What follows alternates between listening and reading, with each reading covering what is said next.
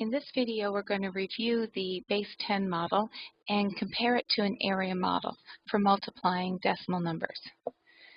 So on the base 10 model, if we look at these two holes in this section, that represents 2. If we look at the rods next to it, these represent 3/10.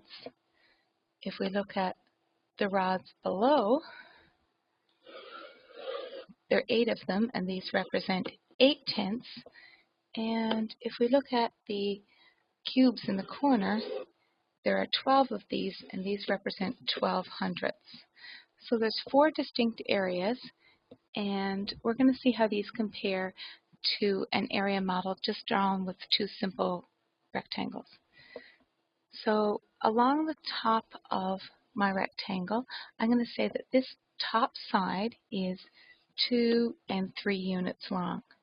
And I'm going to say that the end of this rectangle is 1 and 4 units long. It's exactly like my other shape. Now I'm going to break apart my 2 and 3/10 and think of them as 2 holes and 3/10. These are going to go above each of the rows.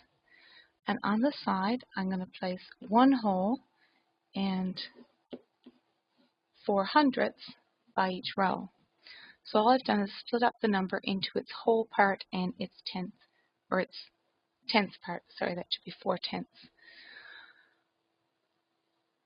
Now I'm going to multiply each section of my model. So this top box is 1 times 2, which is 2 holes. My next one is 1 times 3/10, which is 3/10. The area of the bottom box is 2 times 4/10, which is 8/10. And the other box in the far corner is 4/10 times 3/10, which is 12/100. So you can see how these ones match. We have 12/100, which is the same as our other model. We have 8/10. We have 3/10.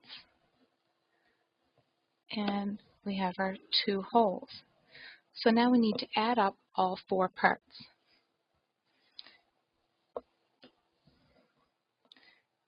2 holes plus 3/10 plus 8/10 plus 12/100. Lining up our decimals to add, we have